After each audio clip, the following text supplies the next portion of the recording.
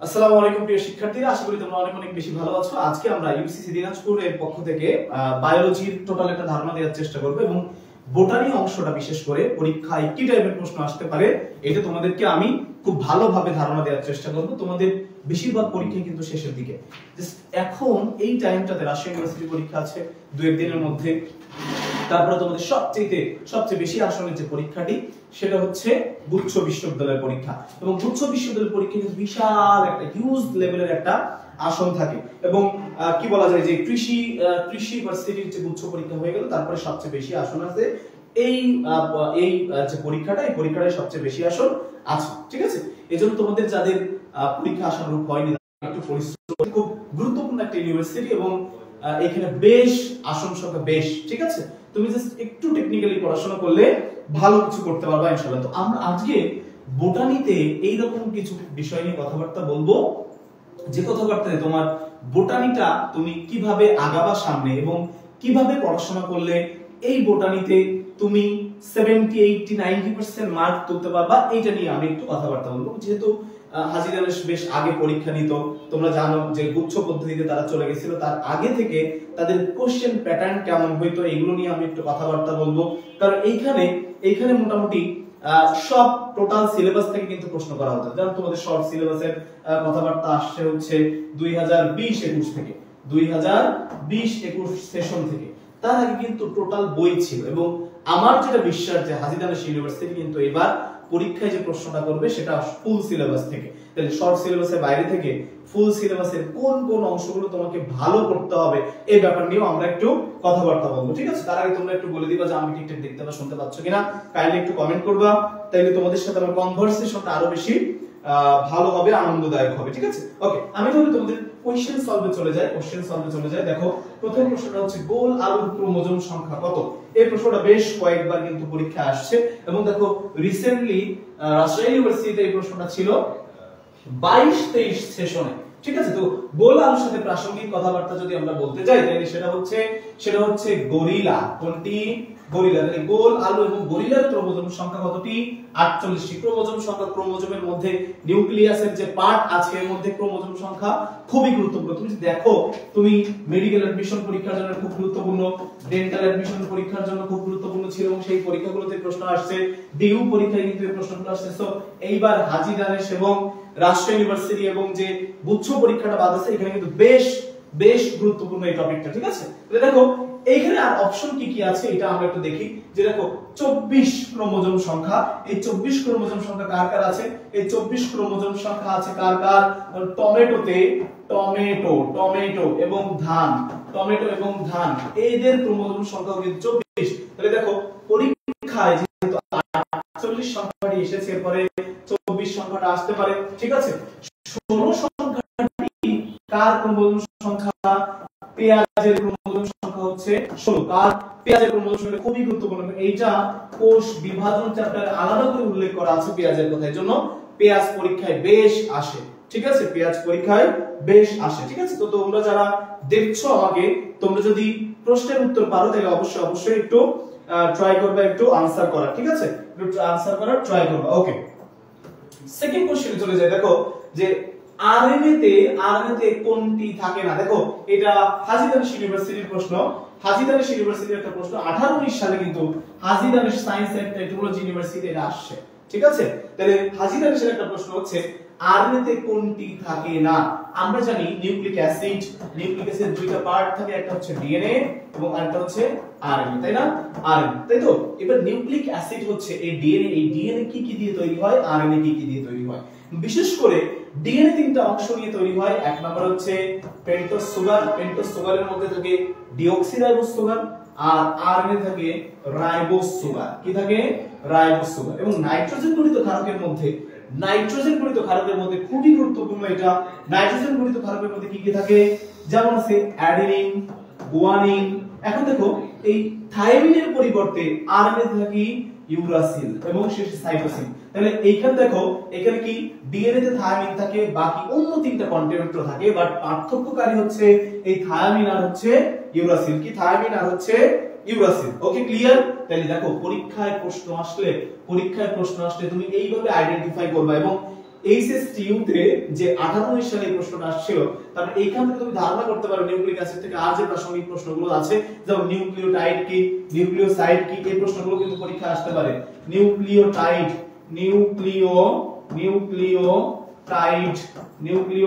প্রশ্ন আসতে পারে, নিউক্লিওসাইড,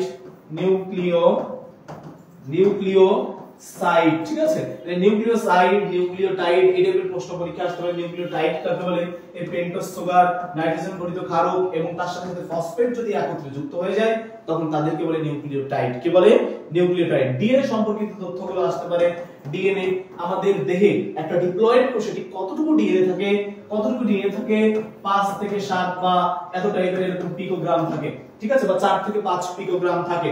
এখন একজন পূর্ণাঙ্গ মানুষের দেহে কতটুকু থাকে?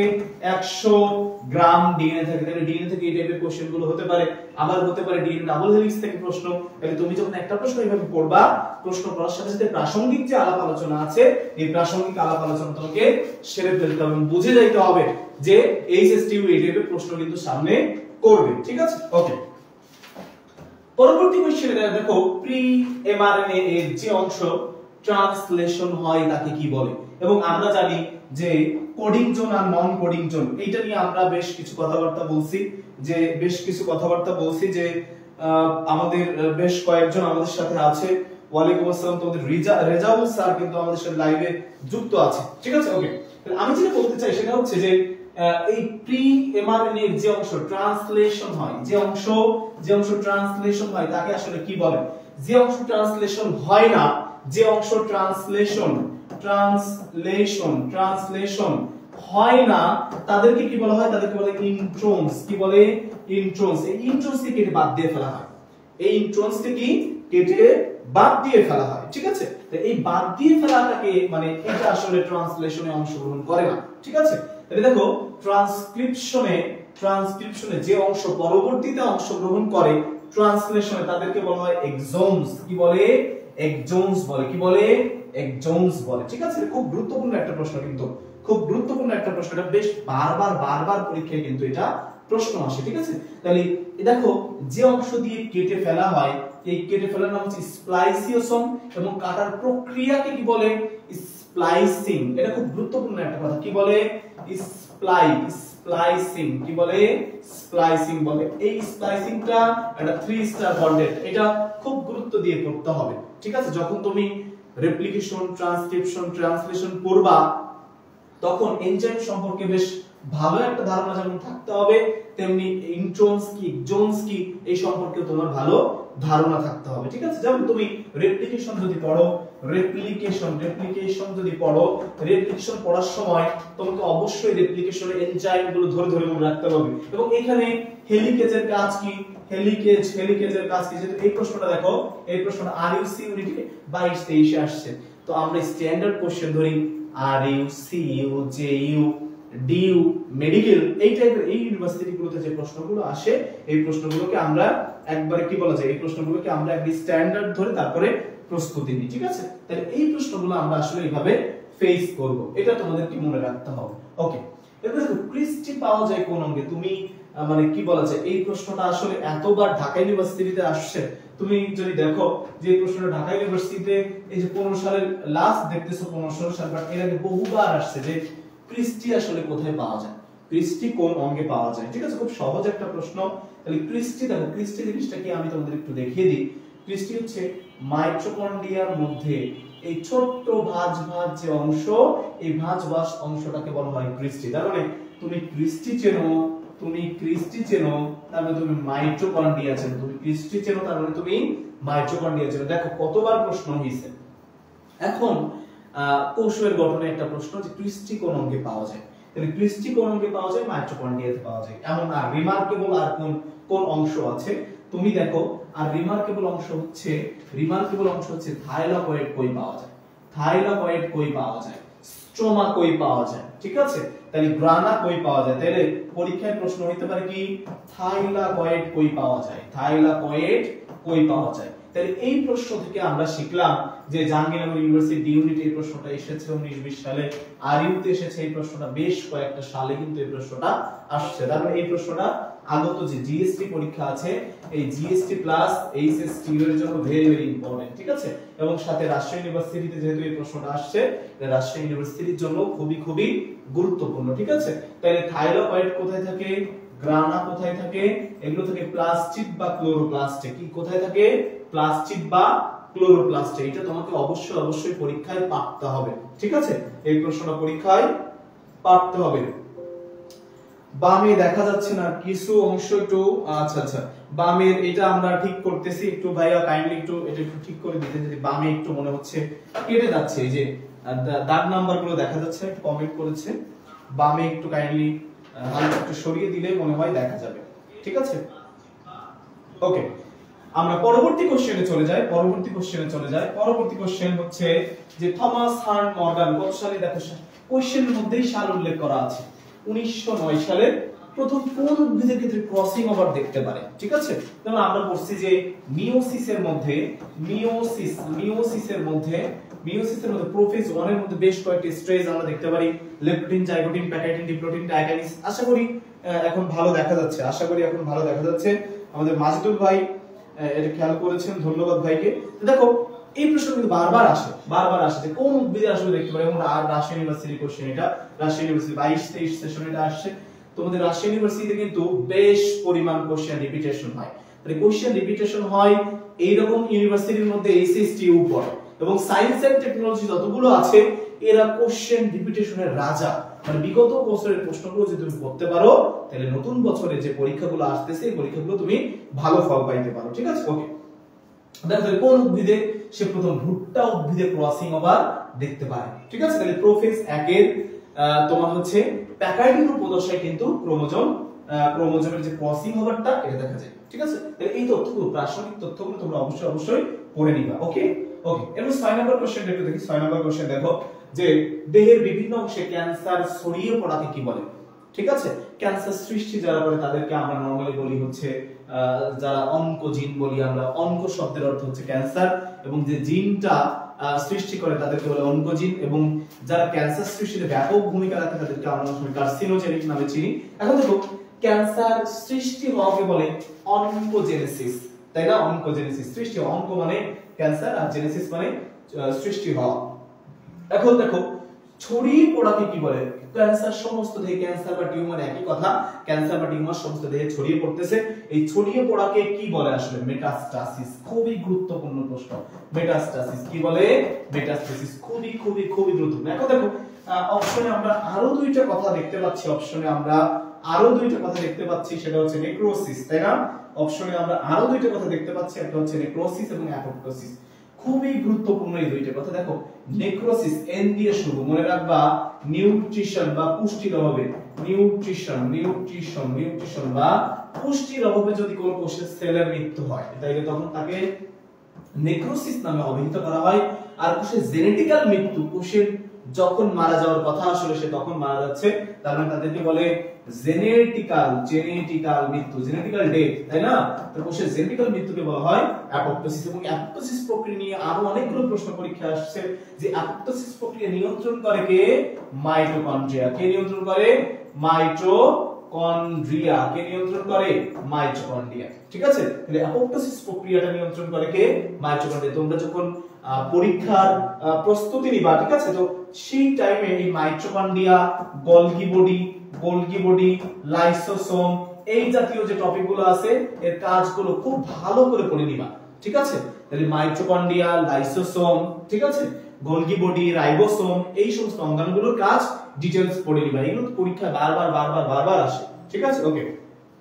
ওকে, পরবর্তী কোশ্চেনটা আমরা একটু দেখি যে কোন অ্যামিনো অ্যাসিড, তাই না, কোন অ্যামিনো অ্যাসিড শিশুদের জন্য অত্যাবশ্যকীয়। এখানে স্পেসিফিক উল্লেখ করা আছে শিশুদের জন্য অত্যাবশ্যকীয়, ঠিক আছে। তাহলে দেখো এটা কি, এই যে তোমার মৌলানা ভাসানীতে আসছে, এবং এইবার তোমরা জানো জিএসটি তে নেতৃত্ব দিবে কিন্তু মৌলানা ভাসানী ইউনিভার্সিটি, ঠিক আছে। যে তোমাদের সায়েন্সের পরীক্ষাটা যেটা বা সায়েন্স এন্ড টেকনোলজি গুচ্ছ পরীক্ষাটা, এটার নেতৃত্বে থাকবে মৌলানা ভাসানী বিজ্ঞান ও প্রযুক্তি ইউনিভার্সিটি, ঠিক আছে। এখন দেখো এখানে প্রশ্ন আসছে যে কোন অ্যামিনো অ্যাসিডটি শিশুদের জন্য অত্যাবশ্যকীয়? প্রথমে জানতে হবে অত্যাবশ্যকীয় অ্যামিনো অ্যাসিড বা এসেনশিয়াল অ্যামিনো অ্যাসিড কি। Essential amino acid EAA। এই এসেনশিয়াল অ্যামিনো অ্যাসিড গুলোকে আমরা মনে রাখতে পারি P V T T I N L L দিয়ে। এইগুলো হচ্ছে একজন অ্যাডাল্ট পারসনের জন্য বা অ্যাডাল্ট পিপলের জন্য এগুলো অত্যাবশ্যক। কি আছে? ফিনাইল অ্যালানিন, তার মানে এটা অপশনের মধ্যে আছে। ভ্যালিন অপশনের মধ্যে আছে। টি তে আছে ট্রিপটোফ্যান নাই। তারপরে কি আছে? থ্রিওনিন, আইতে আইসোলিউসিন, এমতে মেথিওনিন, লিউসিন, লিউসিন আছে। দেখো এখন দুইটা এই যে আরজিনিন নাম থেকে গেছে, শিশুদের জন্য আরো দুইটা বেশি, কারণ আরজিনিন এবং হিস্টিডিন। আর কি আছে? হিস্টিডিন। তাহলে আরজিনিন আর হিস্টিডিন হচ্ছে শিশুদের জন্য অত্যাবশ্যকীয়। তাইলে তুমি যে আরজিনিন শিখতেছো, এই কোশ্চেনের উত্তর আরজিনিনের সাথে সাথে জেনে যাচ্ছ যে অ্যাডাল্ট পিপলদের বা অ্যাডাল্ট পারসনদের এসেনশিয়াল অ্যামিনো অ্যাসিড হচ্ছে 8টি এবং বাচ্চাদের বা শিশুদের এসেনশিয়াল অ্যামিনো অ্যাসিড হচ্ছে 10টি। এটা খুবই গুরুত্বপূর্ণ কোশ্চেন। এবং তোমাদেরকে আমি জানিয়ে রাখি যে এই যে কন্টেন্টটা, এই জায়গা থেকে অন্তত 10টা প্রশ্ন করা যায়। এই জায়গা থেকে অন্তত কয়টা? 10টা প্রশ্ন কিন্তু করা যায়। ঠিক আছে? যেমন ধরো মেথিওনিন নামটা আমি পড়তেছি, মেথিওনিন নামটা আমি পড়তেছি। এটা যদি আমি কোডনে প্রকাশ করি, নাইট্রোজেনে প্রকাশ করি, ট্রিপলেটে প্রকাশ করি, তাহলে কি আছে? AUG, তাই না? AUG। তারপরে এটা কিন্তু আবার স্টার্ট কোডন। এটা কি? Start codon, START, start codon, তাই না? তাহলে পরীক্ষায় প্রশ্ন আসতে পারে স্টার্ট কোডন কোনটা? AUG অর্থাৎ মেথিওনিন। তাইলে এখানে আরো একটা প্রশ্ন চলে আসে, স্টপ কোডন কোনটি? তাহলে স্টপ কোডন তিনটি আছে আমরা জানি, UAA, UAG এবং UGA। ঠিক আছে? তাহলে একটা প্রশ্ন থেকে কিভাবে অ্যানালাইসিস করে আমি তার ব্রাঞ্চ বাই ব্রাঞ্চ গিয়ে এখান থেকে পরীক্ষক কিভাবে আসলে প্রশ্ন করে এটা আমাকে বের করে নিয়ে আসতে হবে। এবং তুমি যখন এইটাতে সক্ষম হবা, তুমি ভাবতে পারো আমার প্রিপারেশন ভালো আছে, আমি পরীক্ষাটা ভালো আউটপুট দিতে পারবো। এবং এই যে তোমার জন্য যে 15 থেকে 20 দিন সময়টা আছে, এই 15 থেকে 20টা দিন তুমি যদি এইভাবে একটু পড়াশোনা করার ট্রাই করো, এটা সিমিলারলি কেমিস্ট্রিতে, সিমিলারলি ফিজিক্সে এবং সিমিলারলি তুমি ম্যাথে অ্যাপ্লাই করো, অপশনগুলো টেস্ট করো এবং ওইখান থেকে ব্রাঞ্চ ওয়াইজ আর কি প্রশ্ন আসলে আমি খুঁজে বের করতে পারি, এইটা যদি তুমি করতে পারো, তাহলে পরীক্ষায় একবারে তুমি খুবই একটা ভালো রেজাল্ট করতে পারবা। ঠিক আছে? এটা একটু মাথায় রাখতে হবে। এবং সবচেয়ে জরুরি হচ্ছে ভালো পরীক্ষক তোমাকে হইতে হবে, ভালো পরীক্ষা তোমাকে দিতে হবে, ভালো পরীক্ষার্থী তোমার হইতে হবে। ঠিক আছে? দেখো এই প্রশ্নটা কতবার হইছে, ভাইরাস গঠিত হয় কি দিয়ে, মানে এতবার হইছে। আর একটা প্রশ্ন পরীক্ষা আসতো, ভাইরাস শব্দের অর্থ কি? ভাইরাস কি শব্দ? ভাইরাস হচ্ছে একটা ল্যাটিন শব্দ। কি শব্দ? ভাইরাস হচ্ছে একটা ল্যাটিন টার্ম বা ল্যাটিন শব্দ। এবং ভাইরাস শব্দের অর্থ হচ্ছে সরাসরি বিষ। সরাসরি কি? ভাইরাস শব্দের অর্থ কি? বিষ। এখন এই ভাইরাস কি দিয়ে গঠিত? তুমি দেখো ডিউতে কতবার আসছে এই প্রশ্নটা, তার কতবার হয়েছে এই প্রশ্ন, তার মানে ঠিক না। এবং তোমরা সর্বশেষ দেখতে পাচ্ছ যশোর বিজ্ঞান ও প্রযুক্তি ইউনিভার্সিটি তোমাদের জিএসটির মধ্যে অন্তর্ভুক্ত আছে, ইউনিভার্সিটিতে এই প্রশ্নটা হয়েছে, তাই না? এবং আমরা জানি যে ভাইরাস হচ্ছে তার বাইরের দিকে কি থাকে? প্রোটিনের একটা আবরণ থাকে। এই প্রোটিন আবরণকে আমরা অনেক সময় ক্যাপসিড বলি। এবং কেন্দ্রীয় বস্তু হিসেবে থাকে নিউক্লিক অ্যাসিড। কেন্দ্রীয় বস্তু হিসেবে কি থাকে? নিউক্লিক অ্যাসিড থাকে। বাইরের দিকে থাকে প্রোটিন আবরণ। এই প্রোটিন আবরণকে আমরা অনেক সময় কি বলি? ক্যাপসিড বলি। কি বলি? ক্যাপসিড বলি। ক্যাপসিড সম্পর্কে আরেকটি তথ্য তোমাদেরকে মনে রাখতে হবে যে সর্দি জ্বরের সময় তোমরা যে হাঁচি দাও বা হাসি দেওয়ার যে উদ্রপ, অনেক সময় হাসি দিতে দিতে হাঁচি কেন মনে হয় যে আসতেছে না, এরকম যে একটা ফিলিংস হয়, এই ফিলিংসটা ক্রিয়েট করে হচ্ছে এই ক্যাপসিড। এবং ক্যাপসিডের ছোট ছোট ইউনিট থাকে, এদেরকে বলে ক্যাপসোমিয়ার। এটা তোমরা যখন এই তথ্যগুলো পড়বা তখন জেনে যাবে। তাহলে কি বললাম যে প্রোটিন, নিউক্লিক অ্যাসিড, এটা দেখাই যাচ্ছে এই নাম্বার অপশনে যে প্রোটিন এবং নিউক্লিক অ্যাসিড, এটা সবাই পারবা, তোমরা সবাই প্রশ্ন পারবা। ঠিক আছে? তাই দেখো গুচ্ছ জিএসটি যে পরীক্ষাটা এবং সায়েন্স এন্ড টেকনোলজি পরীক্ষাটা, এই পরীক্ষা আসলে খুব বেশি কঠিন প্রশ্ন আসলে হয় না, তোমার হাতের নাগালের মধ্যেই হবে। এবং প্রত্যেকটা পরীক্ষার একটা মানে মেইন কমন একটা মোটো থাকে যে 50 থেকে 60% প্রশ্ন একবারে সহজ থাকে, তারপরে 20% মতো প্রশ্ন থাকে একটু কঠিন, তারপরে আরো বেশি কঠিন। তো তুমি যদি সহজ প্রশ্নগুলো জেন্টালি হ্যান্ডেল করতে পারো, তুমি যদি সুন্দরভাবে উত্তর করতে পারো, একদম নির্ভুল আনসার করতে পারো, 50% মার্ক পেয়ে যাও, এবং আর যে 20% কঠিন প্রশ্ন আছে এখান থেকে কোন রকম একটু আনসার করতে পারলে তুমি কিন্তু ভালো সিরিয়াল আইসা পড়ো। ঠিক আছে, এজন্য গুচ্ছ তোমার জন্য বিগ একটা অপরচুনিটি, হাজিরা দেশের একটা বিগ অপরচুনিটি, এবং যেহেতু রাজশাহী ইউনিভার্সিটি বিগ অপরচুনিটি বলছি না, এই কারণে এখানে বেশ সিলেকশন পদ্ধতির মাধ্যমে তোমাদেরকে যাইতে হয়েছে। এজন্য এই যে টাইমটা আছে এই টাইমটা অ্যানালাইসিস করে তুমি প্রিপারেশনটা এগিয়ে নিয়ে যাও। এবং দেখো ভাইরাস সম্পর্কে আরো দুই একটা কথা আমরা জানি, এটা অকোষীয় অর্থাৎ অ্যাসেলুলার, এটা বাধ্যতামূলক পরজীবী অর্থাৎ অব্লিগেট প্যারাসাইট, এটা আবার কি অতি আণুবীক্ষণিক অর্থাৎ আল্ট্রামাইক্রোস্কোপিক। এই টাইপের প্রাসঙ্গিক কথাবার্তাগুলো তোমরা একটু অবশ্যই পড়ে যাবা। ভাইরোলজির জনকের নাম কি? ডব্লিউ.এম. স্ট্যানলি। এই পরীক্ষায় এই প্রশ্নটাও কিন্তু অনেক সময় দিয়ে দিতে পারে। মাঝে মধ্যে দুই একটা জনকের নাম একটু পড়বা, যেমন জিন তত্ত্বের জনকের নাম কি? গ্রেগর জন মেন্ডেল পড়বা। বিবর্তনবাদের জনকের নাম কি? এমপেডোক্লিস। শারীরতত্ত্বের জনকের নাম কি? উদ্ভিদ শারীরতত্ত্বের জনকের নাম কি? Stephen Hales. এরকম কিছু কিছু নাম তোমাকে পড়ে যাইতে হবে। এই নামগুলো পরীক্ষায় না আসলেও তোমার একটা কনফিডেন্স গ্রো করবে, পরীক্ষায় ভালো পারফর্ম করতে হেল্প করবে। ঠিক আছে, এইজন্য পড়াশোনার প্রতি খুবই গুরুত্ব দিতে হবে। এই কয়টা দিন অন্তত, এই কয়টা দিন, যে কয়টা দিন তোমার পরীক্ষা আছে, এবং তোমরা যারা ভাই সেকেন্ড টাইম আছো, সেকেন্ড টাইমার যারা আছে, তোমাদের একদম লাস্ট শট কিন্তু এটা, মানে অ্যাজ লাইক লাস্ট চান্স। এরপরে তুমি আর কোনো রকম পারফর্ম করার তোমার কিন্তু সুযোগ নাই। ঠিক আছে, যে গুচ্ছ পরীক্ষাটাই তোমার লাস্ট অপরচুনিটি। মাইক্রোসেফালির জন্য দায়ী কোন ভাইরাস?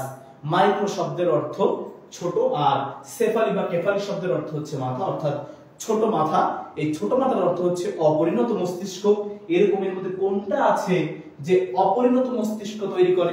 ঠিক আছে, দেখো এটা খুব কমন একটা প্রশ্ন, যে জিকা ভাইরাসের কারণে, জিকা ভাইরাসের অ্যাটাক হইলে এটাতে প্রেগন্যান্ট মাদারের আক্রমণ করে, তাহলে প্রেগন্যান্ট মাদার যে সন্তান প্রসব করে তার মাইক্রোসেফালি হয়। ঠিক আছে, তো বাকি যে অপশনগুলো দেখো আছে, ইবোলা ভাইরাস কি করে? কোষের লাইসিস ঘটায়, সেল লাইসিস ঘটায়, কোষকে ফাটিয়ে ফেলে। তারপর কি আছে? নিপা ভাইরাস কি করে? এসএআরএস ঘটায়, তাই না?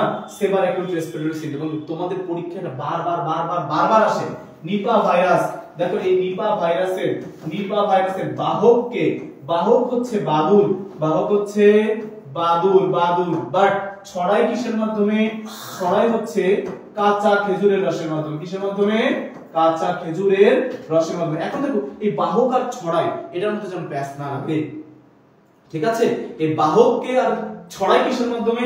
এটা যেন কোনোভাবে প্যাচ না লাগে, এটা একটু মাথায় রাখবা। ঠিক আছে, এটা একটু মাথায় রাখবা, খুবই গুরুত্বপূর্ণ প্রশ্ন কিন্তু এটা। এবং দেখো জাহাঙ্গীরনগর ইউনিভার্সিটি ইউনিটে 22-23 সেশনে এই প্রশ্নটা আসছে, এবং জাহাঙ্গীরনগর ইউনিভার্সিটির প্রশ্নগুলো খুবই স্ট্যান্ডার্ড হয় তোমরা জানো, এবং তারা খুবই ডিপ থেকে প্রশ্ন করে। ঠিক আছে, এর বাইরে থেকে আসলে প্রশ্ন হওয়া প্রায় অসম্ভব। ওকে, পরবর্তী প্রশ্নটা আমরা দেখি যে ডেঙ্গি ভাইরাসের বাহক কারা?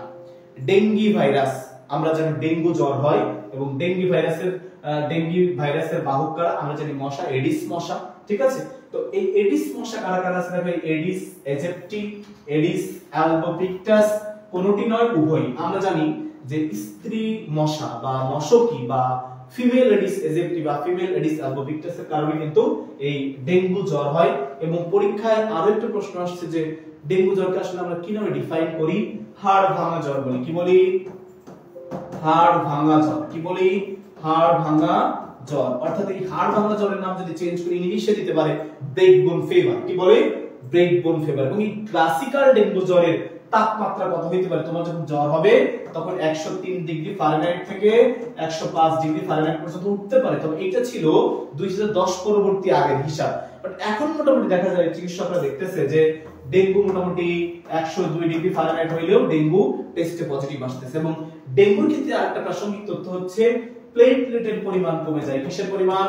প্লেটলেট। তোমরা জানো আমাদের মানবদেহের সবচেয়ে ছোট রক্তকণিকা বা মানবদেহের সবচেয়ে ছোট কোষ আমরা প্লেটলেটকে ডিফাইন করি। তাহলে প্লেটলেটের পরিমাণ কমে যায়, এবং এটা নরমালি 1.5 থেকে 3 লাখ বা 4 লাখ প্রতি কিউবিক মিলিমিটারে আমাদের বডিতে থাকে। এটা আস্তে আস্তে কমে যায়। এবং তোমরা শুনছো ডেঙ্গু পেশেন্টের ক্ষেত্রে প্লেটলেট কমে 80,000 হয়ে গেছে, 60,000 হয়ে গেছে, 50,000 হয়ে গেছে, বিভিন্ন কথাবার্তা তুমি এরকম শুনে থাকো। তাহলে এইখানে দেখো এই যে বিএসএমআরএসটিও যদি এখন এটা গোপালগঞ্জ জি হয়ে গেছে। ঠিক আছে, এটা 19-20 সালে এই প্রশ্নটা কিন্তু আসছে, গুচ্ছ অধিভুক্ত ভার্সিটির মধ্যে এটা আছে। ঠিক আছে, ওকে, তাহলে এই প্রশ্নটা খুব গুরুত্ব দিয়ে একটু পড়ার চেষ্টা করবা। এরপরে দেখো ভাইরাস ব্যাকটেরিয়াল কোশ্চেন, এবং এখানে হিউজ পরিমাণ প্রশ্ন আছে যে চা কফি তামাক প্রক্রিয়াজাতকরণে কোনটি ব্যবহার করা হয়, পাটের রস ছাড়াইতে কোনটা ব্যবহার করা হয়, দুগ্ধ শিল্পে কোনটা ব্যবহার করা হয়, দই তৈরিতে কোনটা ব্যবহার করা হয়, জেনেটিক প্রকৌশলে কোনটা ব্যবহার করা হয়, বহু বহু বহু প্রশ্ন আছে। পশু খাদ্য তৈরিতে বা সিলেজ তৈরিতে কোনটি ব্যবহার করা হয়, নাইট্রোজেন ফিক্সেশনে কোনটা কোনটা কাজে লাগে, কৃষি ক্ষেত্রে কোন কোন ব্যাকটেরিয়া ভূমিকা রাখে। যে কথাগুলো বললাম প্রত্যেকটাই গুরুত্বপূর্ণ, প্রত্যেকটাই গুরুত্বপূর্ণ। ঠিক আছে, এখন দেখো চা কফি তামাক প্রক্রিয়াজাতকরণে কোনটি ব্যবহার করা হয়, ব্যাসিলাস মেগাটেরিয়াম। কোনটি ব্যবহার করা হয়, ব্যাসিলাস মেগাটেরিয়াম। ঠিক আছে, ব্যাসিলাস মেগাটেরিয়াম, এটা হচ্ছে একদম টানা মুখস্থ করবা। আরেকটা জিনিস তো মাথায় রাখবা, জুট রেটিং করে না বিভিন্ন জায়গায় দেখো তোমরা পানির মধ্যে এই যে পাট ভিজায় রাখছে, জুট রেটিং করার ক্ষেত্রে সবচেয়ে বেশি ভূমিকা পালন করে ক্লস্ট্রিডিয়াম। ক্লস্ট্রিডিয়াম ব্যাকটেরিয়া, খুবই গুরুত্বপূর্ণ এই ক্লস্ট্রিডিয়াম ব্যাকটেরিয়া। ঠিক আছে, তার মানে জুট রেটিং আমাদের যে সোনালী আঁশ, এটা ছাড়াই হেল্প করে কে, এই ক্লস্ট্রিডিয়াম ব্যাকটেরিয়া। এটা তোমাকে মাথায় রাখতে হবে, খুব গুরুত্বপূর্ণ, কিন্তু খুব গুরুত্বপূর্ণ প্রশ্ন এটা। ঠিক আছে, ব্যাকটেরিয়ার ব্যবহার থেকে, ব্যাকটেরিয়ার উপকারিতা থেকে অনেক বেশি প্রশ্ন হওয়া সম্ভব। ঠিক আছে, যদিও তোমাদের এইটাই সবচেয়ে কঠিন মনে হয়, মানে আমি নিজে তোমাদের পড়াই তো মনে হয় তোমরা সবচেয়ে বেশি এটা বোর ফিল করো, বাট আমি যে কথাবার্তাগুলো বলছি এই কথাবার্তাগুলো থেকে তুমি যদি পড়তে পারো তাহলে সমস্যা হবে না ইনশাআল্লাহ। ওকে, ম্যালেরিয়া পরজীবীর কোন দশায় মানুষ সংক্রমিত হয়? মানুষ সংক্রমিত হয় কোন দশায়? উকিলিড, মেরোজয়েড, ট্রোফোজয়েড, স্পোরজয়েড। এবং তুমি যদি ভালোভাবে ম্যালেরিয়া পড়ো, তুমি জানো যে ম্যালেরিয়া পরজীবীর যে মশা আছে, অ্যানোফিলিস গোত্রীয় মশা, তোমার বডিতে যখনই কামড় দেয় তার লালাগ্রন্থি থেকে এই মানুষের দেহে প্রবেশ করে স্পোরজয়েড দশাটি। কোন দশাটি? স্পোরজয়েড। এবং এই স্পোরজয়েড কেমন থাকে? মাকু আকৃতির। এই স্পোরজয়েডটা কেমন থাকে? মাকু আকৃতির। এটা অনেক বেশি পরিমাণ পরীক্ষা আসছে। এই মাকু আকৃতির স্পোরজয়েড তখন কেমোট্যাক্সিস প্রক্রিয়ায় আমাদের যকৃতে পৌঁছায় এবং এই মাকু আকৃতির স্পোরজয়েডটা গোলাকার ক্রিপ্টোজয়েডে পরিণত হয়। কিসে পরিণত হয়? গোলাকার ক্রিপ্টোজয়েডে পরিণত হয়। গোলাকার ক্রিপ্টোজয়েডে পরিণত হয়। গোলাকার ক্রিপ্টোজয়েডে পরিণত হয়। ঠিক আছে, খুবই গুরুত্বপূর্ণ এবং এটা একটা 3 স্টার কন্টেন্ট, এটা পরীক্ষায় বারবার আসে। ঠিক আছে, এটা পরীক্ষায় বারবার আসে। প্রি এরিথ্রোসাইটিক সাইটোজেনের এই ফেজটা এবং জাহাঙ্গীরনগর ইউনিভার্সিটি এটা 22-23 সেশনের প্রশ্নটা আসছে এবং এটা খুব গুরুত্বপূর্ণ একটা প্রশ্ন। ঠিক আছে, ওকে, পরবর্তী কোশ্চেন দেখো যে চা কফি, সরি এটা আমরা আগের প্রশ্নে চলে আসছি, আগের প্রশ্নে। ওকে, পরের প্রশ্ন দেখো, এই যে ম্যালেরিয়া জ্বরের তাপমাত্রা কত ডিগ্রি ফারেনহাইট? ম্যালেরিয়া হইলে সেই ম্যালেরিয়া জ্বরে তোমার দেহে কতটুকু পর্যন্ত তাপমাত্রা তোমাকে ট্রেস করেছে? একটু আগে আমরা বলছি যে ক্লাসিক্যাল ডেঙ্গু জ্বরের ক্ষেত্রে আমরা দেখছি যে 103 থেকে 105 ডিগ্রি ফারেনহাইট পর্যন্ত দেখা গেছে এবং ম্যালেরিয়া জ্বরের ক্ষেত্রে নরমালি ম্যালেরিয়া জ্বরের ক্ষেত্রে কতটুকু দেখা গেছে? যে 104 ডিগ্রি থেকে 106 ডিগ্রি ফারেনহাইট পর্যন্ত দেখা গেছে। তাইলে দেখো ডেঙ্গুর ক্ষেত্রে দেখা গেছে, ডেঙ্গুর ক্ষেত্রে যা দেখা গেছে তার চেয়ে 1 ডিগ্রি বেশি দেখা গেছে কি ম্যালেরিয়ার ক্ষেত্রে। ম্যালেরিয়া থেকে আরো প্রশ্ন কি আসে দেখো, ম্যালএরিয়া। ম্যাল মানে কি? দূষিত, এরকম বোঝায়। এরিয়া মানে বায়ু, অর্থাৎ আগে মানুষ ধারণা করত দূষিত বায়ুর কারণে আসলে এই জ্বরটা হয়।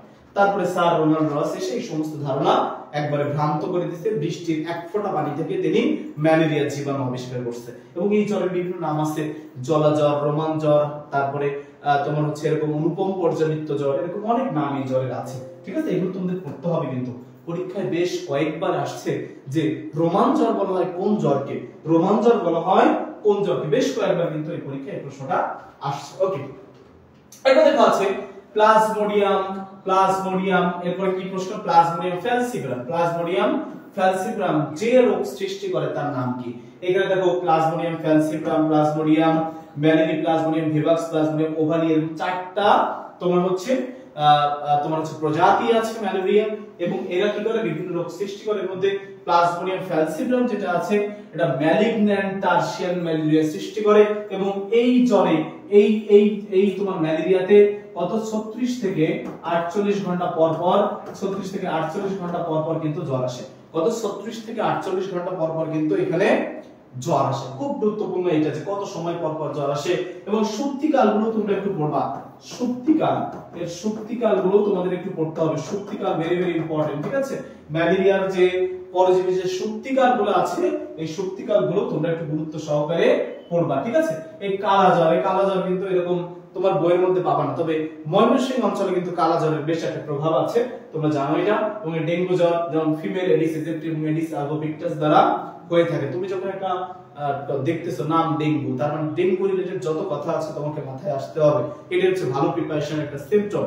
তুমি যখন দেখতেছো ম্যালেরিয়া, ম্যালেরিয়ার ইম্পর্টেন্ট কথাগুলো যে সাপনার্স দ্বারা কোথায় দেখা যায়, কোথায় পাইরোজেন খনিত হবে, কোথায় কি দেখা যায়, এই ব্যাপারগুলো তোমার মাথায় চলে আসতে হবে, ঠিক আছে? তখন প্রিপারেশন ভালো আছে এটা আমরা বুঝতে পারবো। ওকে, এরপর দেখো বাঞ্চিত ভাইরাস কোন উদ্ভিদের রোগ সৃষ্টি করে? ঠিক আছে, এটা আমি মনের ভুলেই কেন জানি না বলে ফেলি যে কলার বাঞ্চিত, কলার বাঞ্চিত, কলার বাঞ্চিত, কলার বাঞ্চিত, এইরকম থাকতে হচ্ছে কলার বাঞ্চিত ভাইরাস, মানে কলার আছে, ঠিক আছে? ধানের কি ভাইরাস আছে? এইটা একবার জাতীয় প্রশ্ন, টুমরো ভাইরাস। ধানে যে ভাইরাসটা অ্যাটাক করে তার নাম কি? টুমরো ভাইরাস, ঠিক আছে? ওকে, এরপরে বেগুনের কি আছে, তারপরে টমেটোর কি আছে? টমেটোর বুসি স্ট্যান্ড, এটা পড়তে হবে। টমেটোর কি? বুসি স্ট্যান্ড, এটা খুব গুরুত্বপূর্ণ, বুসি স্ট্যান্ড, টমেটোর বুসি স্ট্যান্ড, ঠিক আছে? আর একটা আছে কি গোল আলুর পটেটো মোজাইক ভাইরাস, এগুলো পরীক্ষার জন্য খুবই খুবই গুরুত্বপূর্ণ।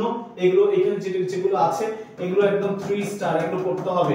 এবং উদ্ভিদ বিজ্ঞানের প্রশ্ন হিসেবে, উদ্ভিদ বিজ্ঞানের প্রশ্ন হিসেবে এইগুলো কিন্তু একবারে ফার্স্ট প্রায়োরিটির প্রশ্ন, এগুলো একবারে কি ফার্স্ট প্রায়োরিটির প্রশ্ন। যখন একজন প্রশ্নকর্তা প্রশ্ন করবেন তখন উদ্ভিদ বিদ্যার প্রশ্ন করার সময় উদ্ভিদের রোগ ব্যাধি নিয়ে তার একটা আকর্ষণ থাকবে, ঠিক আছে? ওকে ওকে, এরপর হচ্ছে বিশ্বের প্রথম ম্যালেরিয়া প্রতিরোধের টিকা কোনটা? এটা আগে কখনোই আসে না, ডেন্টালে প্রথম 18-19 আসছিল, এবং মেডিকেল ডেন্টালে তোমরা জানো খুব ডিপলি কোশ্চেন করা হয়, এবং এই ডিপলি কোশ্চেনকে আমরা আবার স্ট্যান্ডার্ড কোশ্চেন ধরি, ঠিক আছে? যে আমরা স্ট্যান্ডার্ড কোশ্চেন ধরে সেই কোশ্চেন আমরা বিভিন্ন জায়গায় ইউটিলাইজ করি, বিভিন্ন ভার্সিটির পরীক্ষায় আমাদের পরীক্ষকরা দিয়ে থাকেন। তাহলে দেখো যে বিশ্বের প্রথম ম্যালেরিয়া প্রতিরোধের যে টিকা আছে তার নাম মসকিউরিক্স, এবং এখানে দেখো প্রত্যেকটা অপশন এমন ভাবে তারা দিছে যে মনে হবে প্রত্যেকটাই উত্তর আমি পড়ে আসছে।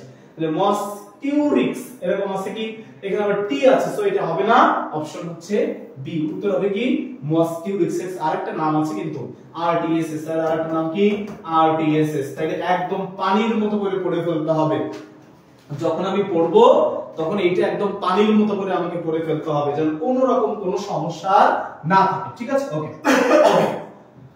পরবর্তী কোশ্চেন হচ্ছে, পরবর্তী কোশ্চেন দেখো প্রিয়ন্স কি? খুবই গুরুত্বপূর্ণ প্রশ্ন, প্রিয়ন্স কি, তাই না? প্রিয়ন্স অপশন আমরা কি দেখতে পাচ্ছি যে virus, protein, DNA, virus, RNA, রোগ উৎপাদনকারী প্রোটিন, তাই না?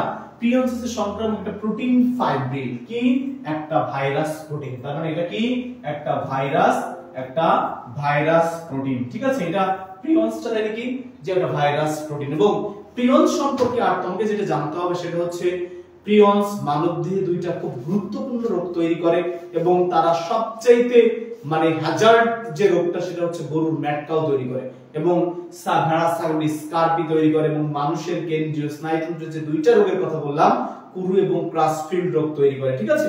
এই দুইটা এতবার পরীক্ষা আসছে তুমি চিন্তা করতে পারবে না যে মানুষের কেন্দ্রীয় স্নায়ুতন্ত্রের কি রোগ, কুরু এবং ক্রাসফিল্ড রোগ তারা তৈরি করে। এর সাথে সাথে তুমি প্রাসঙ্গিক তথ্য আর কি কি পড়বা?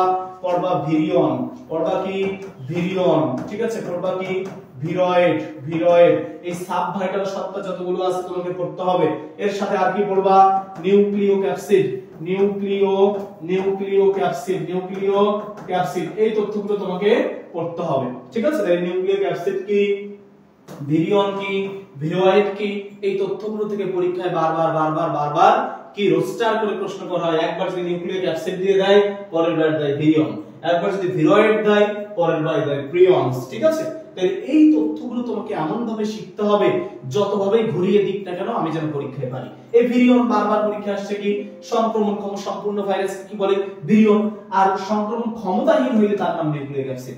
কতবার যে পরীক্ষা আসছে, কিনা আমি যখন মেডিকেল পরীক্ষা দিলাম, মেডিকেল পরীক্ষা 17-18 সেশনের মধ্যে সেম প্রশ্নটা পরীক্ষা আসছে, ঠিক আছে? তাহলে বারবার পরীক্ষায় প্রশ্নগুলো দেয়া হয়, এবং ইম্পর্টেন্ট জিনিসের একটা ধর্ম কি জানো, এটা বারবার ঘুরে ফিরে পরীক্ষা আসে। ইম্পর্টেন্ট টপিক বা ইম্পর্টেন্ট যে প্রশ্ন এটা আমি বুঝতে পারি কি বারবার দেখো পরীক্ষা আসছে। তুমি প্রশ্নের দিকে তাকাও, নিচের কোনটিতে কোরোলাইন মূল পাওয়া যায়? আমার মনে হয় না যে ইন্টারমিডিয়েট পাস করছে বা এসএসসি পাস করছে এই পোলা এই প্রশ্ন পারে না, এমন কেউ নাই। যে কোরোলাইন মূল বা রুট টিউবারকল কোথায় পাওয়া যায়, তার মানে তুমি এই প্রশ্নটা রিডিং পড়ে চলে যাও ভাইয়া, এরকম না, এটা কিন্তু এরকম না। তোমাকে সাইকাস সম্পর্কে ডিটেইলস জানতে হবে, সাইকাস সম্পর্কে ডিটেইলস জানতে হবে। সাইকাস সম্পর্কে সবচেয়ে ভালো প্রশ্ন হচ্ছে সাইকাসের শুক্রাণু নিয়ে। সাইকাসের যে স্পার্মাস এটা উদ্ভিদকুলের মধ্যে সর্ববৃহৎ, এবং এটা লাটিমের মতো বহু ফ্লাজেলা বিশিষ্ট। খুবই খুবই গুরুত্বপূর্ণ কথা, খুবই গুরুত্বপূর্ণ কথা। তাহলে কোরালের মূল কই পাওয়া যায়? আমরা সবাই জানি এটা সাইকাসে পাওয়া যায় এবং এটা সবাই পারবে, ঠিক আছে। সাইকাসকে আমরা লিভিং ফসিল বলি বা জীবন্ত জীবস্ব বলি। এই প্রশ্নগুলো সবাই পারবে। এই যে আমি একটা কথা তোমাদের বললাম যে একটা পরীক্ষায় মোটামুটি 50% প্রশ্ন থাকে আম জনতা যারা পরীক্ষা সবাই পারে, যে জীবনে প্রিপারেশন নেয় নাই, জীবনে কোনোদিন পড়ে নাই, সে ন্যাশনালে পড়বে, অমুক জায়গায় পড়বে, কোন পড়াশোনাই তার মধ্যে নাই, সেও বলবে আমি তো আর দুই চারটা দিন পড়লে আমি চান্স পেয়ে যেতাম, এই টাইপের কথাবার্তা বলবে। বাট ওইটা ওই 50টা প্রশ্ন আসলে সবার জন্য সহজ হয়েছে, বুঝতে পারছো? আর ওই 20% এর জন্য তোমাকে একটু পড়তে হবে, আর ভালো মার্ক অ্যাচিভ করার জন্য আর একটু ভালো পড়তে হবে। তখন যারা একটা অ্যাডমিশন পরীক্ষায় 70+ মার্ক পায় ওরা তারা রিয়েল জিনিয়াস। যে কোনো অ্যাডমিশন পরীক্ষা সবচেয়ে সহজ প্রশ্ন পড়ছে, পানি পানি আলু আলু প্রশ্ন পড়ছে, তারপরে 70+ মার্ক, মানে he is genius, she is a genius, ঠিক আছে? এটা তোমাকে মানতে হবে। 70+ মার্ক অ্যাচিভ করা মানে বিশাল ব্যাপার। তোমরা দেখছো এগ্রিতে 44+ যারা পাইছে তারা চান্স পাইছে, বুঝছো এটা? 100 এর মধ্যে 44 মানে 40% মার্কের বেশি পেয়ে চান্স পাচ্ছে। তোমাদের অবস্থা তোমরা একটু চিন্তা করো, ঠিক আছে? তোমাদের অবস্থা তোমরা একটু চিন্তা করো। তারপরে দেখো বহুপ্রান্তীয় অমরা বিন্যাস কোথায় দেখা যায়? এই অমরা বিন্যাস নিয়ে অনেক ঝামেলা হয়। এই অমরা বিন্যাস নিয়ে আমি একটা ছোট্ট কথা লিখে দেব এবং এই ছোট্ট কথা লিখে দেওয়ার পরে আমি আশা করি আর কখনো তোমাদের এই অমরা বিন্যাস নিয়ে সমস্যা হবে না। দেখো একটা ছোট্ট কথা, মাথায় মশি অক্ষে জবা, অক্ষে কি জবা, মাথায় মশি অক্ষে জবা, মুক্ত তনু বহু লাশ।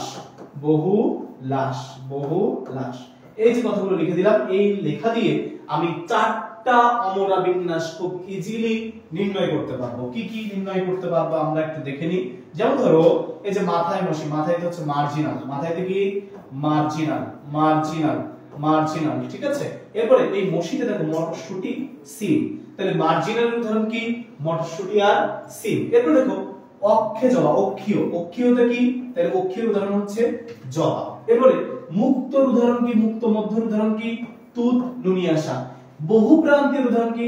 লাউ শশা। এবার একটু দেখো এর মধ্যে আছে কিনা, লাউ শশা এর মধ্যে আছে কিনা। এর মধ্যে তাহলে বহুপ্রান্তীয় অমরা বিন্যাস দেখা যায় কোন উদ্ভিদে? লাউ শশা জাতীয় যে সমস্ত উদ্ভিদ আছে সেই সমস্ত, লাউ শশা জাতীয় অর্থাৎ এর মধ্যে আছে শিম, তাহলে শিমে দেখা যায়, ঠিক আছে? তাহলে লাউ শশা টাইপের উদ্ভিদ এরকম আছে। সরাসরি যেহেতু লাউ শশা নাই, অপশনটা ফাঁকা থাকবে না, অপশন কিন্তু ফাঁকা রাখবে না।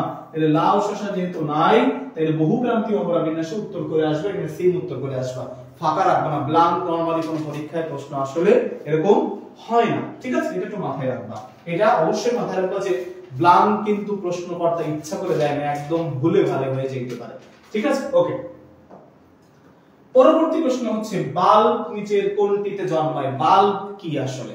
বাল্ব হচ্ছে এমন একটা উদাহরণ, দেখো এই যে তোমরা টিউব আর রাইজোম যখন পড়ছো, যেমন রাইজোম ভূনিম্নস্থ রূপান্তরিত কাণ্ড, রাইজোম ছোট হয়ে যায়, আর বাল্ব হচ্ছে এরকম যে পেঁয়াজ রসুন এর উদাহরণ।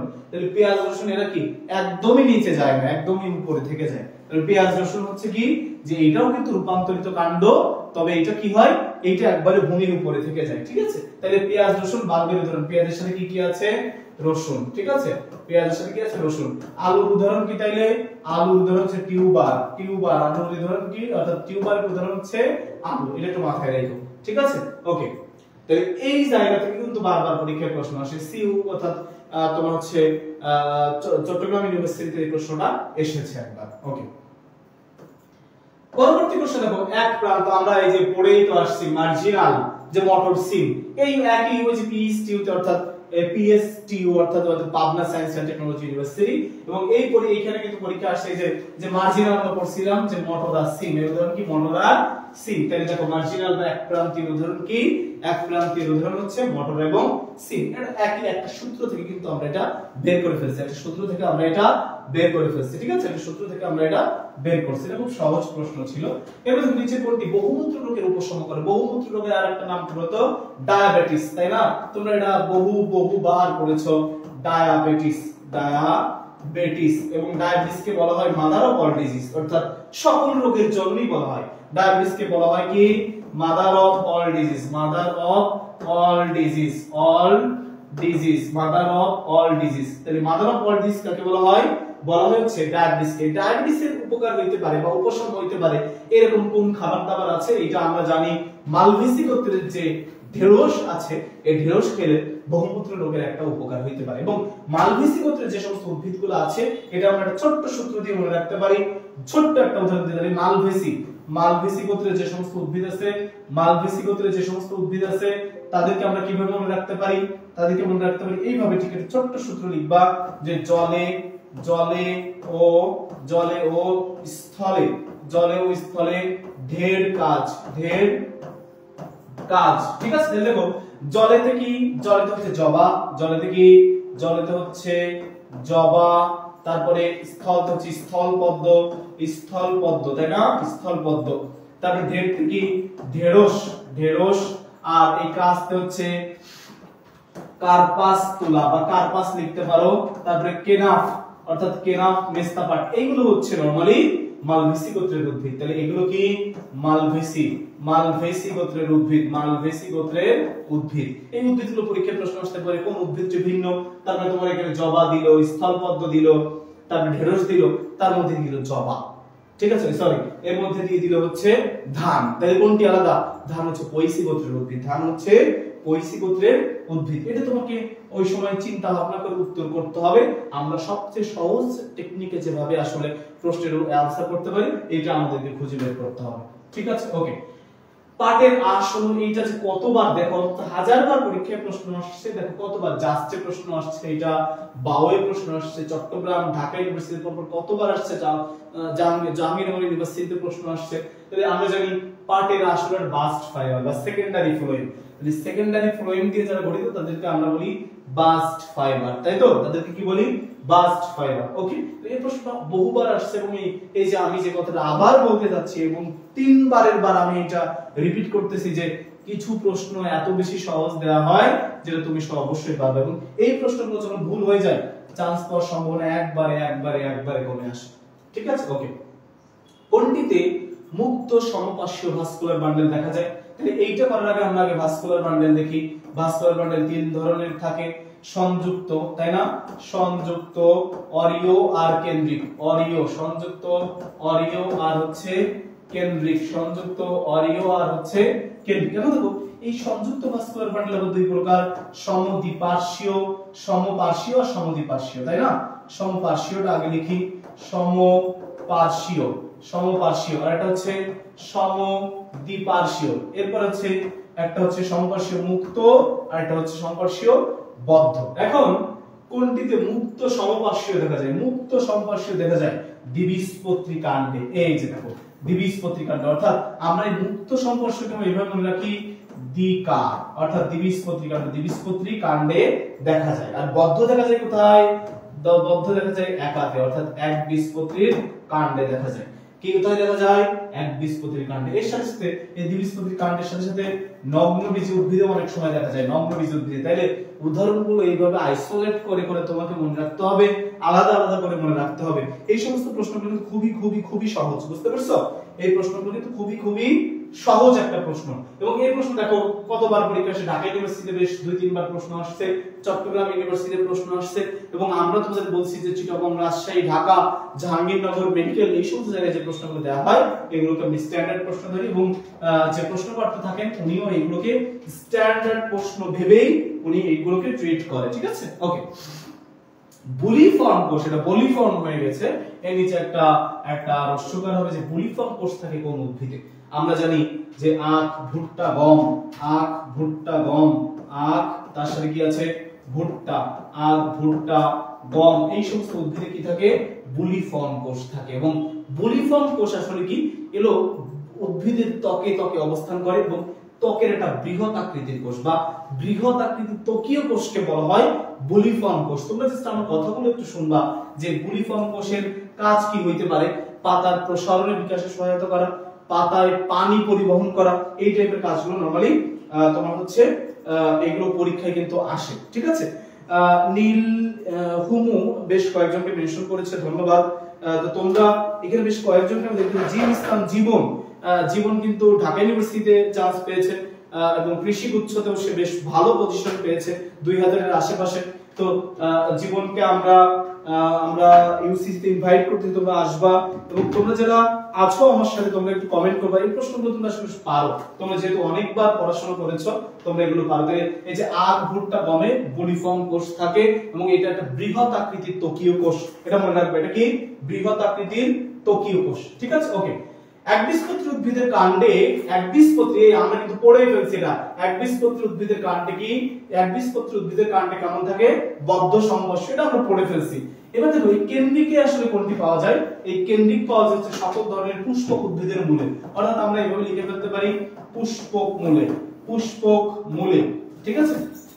পুষ্পক মূলে দেখা যায় হচ্ছে কেন্দ্রিক ভাস্কুলার বান্ডেল। ওকে, তাহলে এটা সরি কেন্দ্রিক ভাস্কুলার বান্ডেল না, এটাকে বলা হয় আসলে, এটাকে বলা হয় কি, এটাকে বলা হয় আসলে অরিও ভাস্কুলার বান্ডেল। তাই তোমার হচ্ছে অরিও ভাস্কুলার বান্ডেলটা সমস্ত পুষ্পক মূলে দেখা যায়, অরিও ভাস্কুলার বান্ডেলটা সমস্ত পুষ্পক মূলে দেখা যায়, ঠিক আছে। এটা খুব ইম্পর্টেন্ট একটা প্রশ্ন।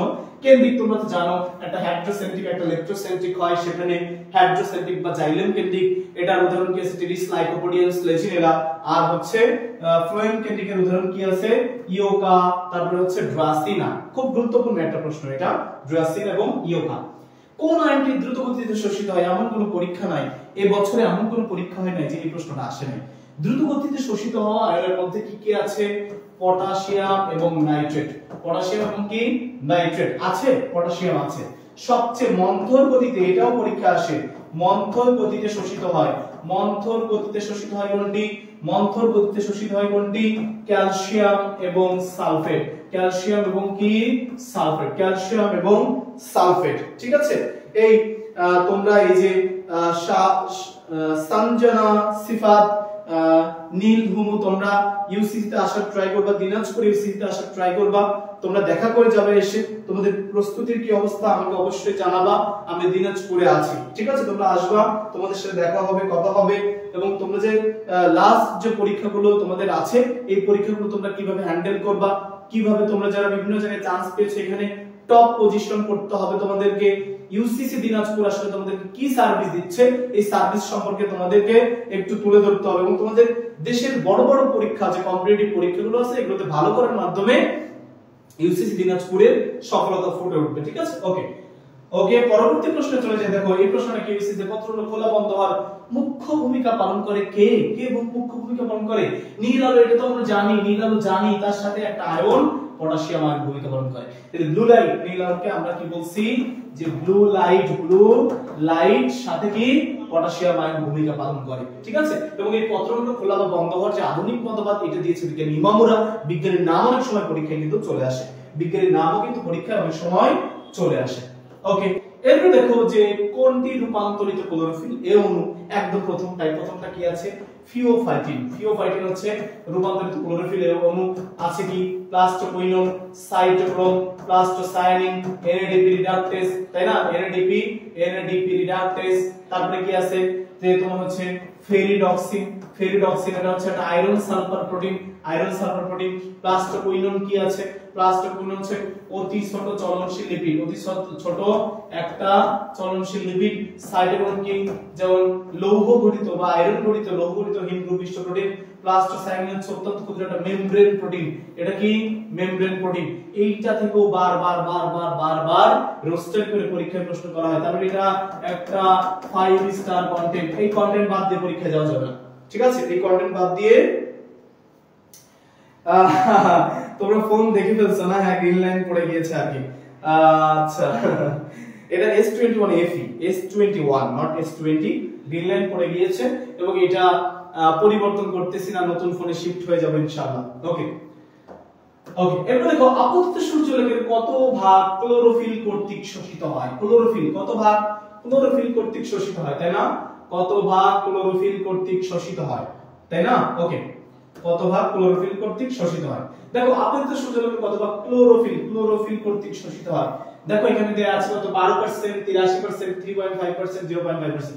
এর একটা অ্যাপ্রোপ্রিয়েট উত্তর না আসে, এটা হবে কত, এই 3.5% আংশিক ক্লোরোফিল কর্তৃক শোষিত হয় 0.5 থেকে 3.5%। তাহলে এই হিসাবে আমরা এই প্রাসঙ্গিক উত্তর হিসেবে এটা ধরে নিতে পারি।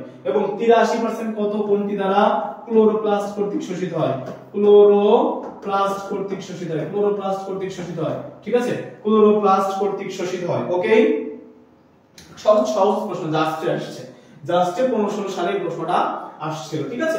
তাহলে যখন তুমি পার্সেন্টেজ করতেছো 12% কি হয়, 12% ভূগর্ভে তোমার হচ্ছে কি হয় যে প্রতিফলিত হয়, এবং 5% একবারে বিলীন হয়ে যায়, বিলীন হয়ে যায়, 5% একবারে কি হয়ে যায়, বিলীন হয়ে যায়। এই তথ্যগুলো তোমাদেরকে মনে রাখতে হবে ভাই, এগুলো পরীক্ষায় যে এতবার আসে। এবং একক আলো হিসেবে কোন আলো সালোক সংশ্লেষণে ভূমিকা পালন করে? একক আলো হিসেবে লাল আলো সবচেয়ে বেশি ভূমিকা পালন করে। কোন আলো?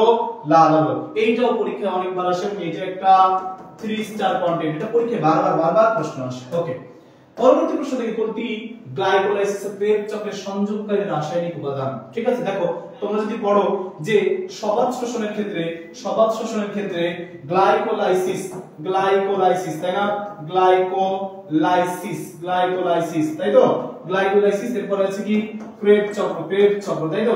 এর মাঝখানে একটা স্টেজ আছে অ্যাসিটাইল কোয়ে, অর্থাৎ আমরা এটাকে আগে বলতাম পাইরুভিক অ্যাসিডের অসম্পূর্ণ জারণ বা অ্যাসিড কোয়ে তৈরির একটা পর্যায়, এবং এই পর্যায়টা হচ্ছে ক্রেবস চক্র এবং গ্লাইকোলাইসিসের সংযোগকারী এটা রাসায়নিক কি বলা যায়, রাসায়নিক উপাদান। তাইলে এটা কি হবে?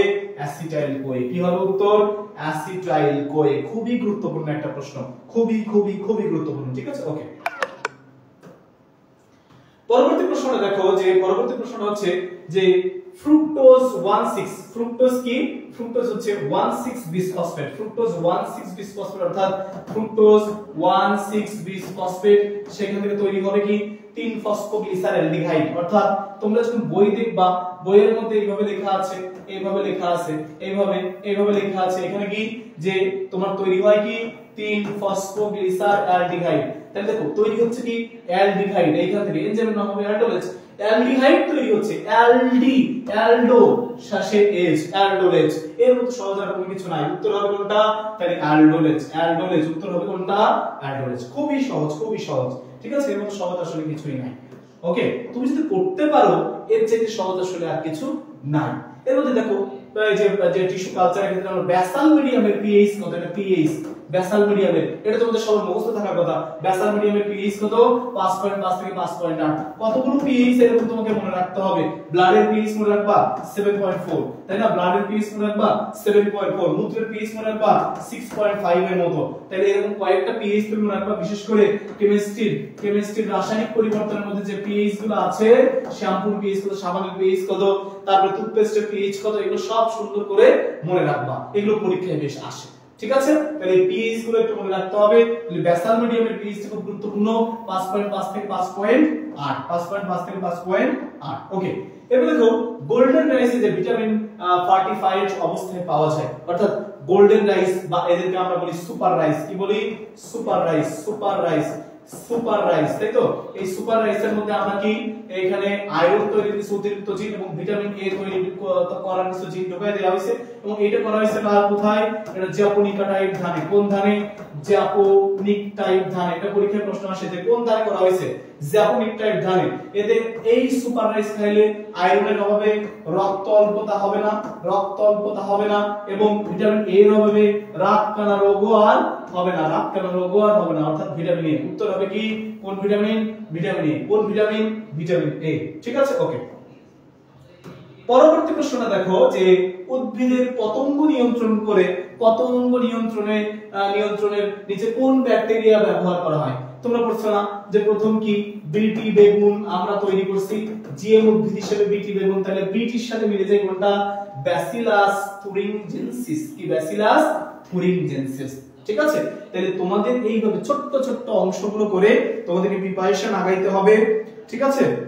তোমাদের অল্প করে তোমাদের আগাইতে হবে, তোমাদের প্রিপারেশনের লক্ষ্যে, তোমাদের প্রিপারেশন ভালো করার লক্ষ্যে এই আগামী 10-15 দিন, যে 10 থেকে 15 দিন ইউটিলাইজ সময় আছে, যে সময়টা তুমি ইউটিলাইজ করতে পারো, এই সময়টা তুমি একটা ছোট্ট রুটিন তৈরি করে যে দুর্বল চ্যাপ্টারগুলো তোমার আছে, এবং বারবার তার বছর বিগত প্রশ্নগুলো রিভাইজ করো, তোমার হাজির এসে বিগত প্রশ্নগুলো রিভাইজ করো, এবং এইভাবে আস্তে আস্তে তোমার প্রিপারেশনকে ডেভেলপ করো। এবং আগামীকাল আমরা জুলজি এরকম কিছু বাছাইকৃত প্রশ্ন নিয়ে তোমাদেরকে একটা গাইড দেওয়ার ট্রাই করব, এবং এইখান থেকে তোমরা সবচেয়ে বেশি গুরুত্ব দিয়ে পড়বা অণুজীব এবং কোষের গঠন, অণুজীব এবং কোষের গঠন, ঠিক আছে। এবং এই চ্যাপ্টারগুলোর সাথে সাথে উদ্ভিদ শারীরতত্ত্বের একটু গুরুত্ব দিয়ে পড়তে হবে, উদ্ভিদ শারীরতত্ত্ব, ঠিক আছে।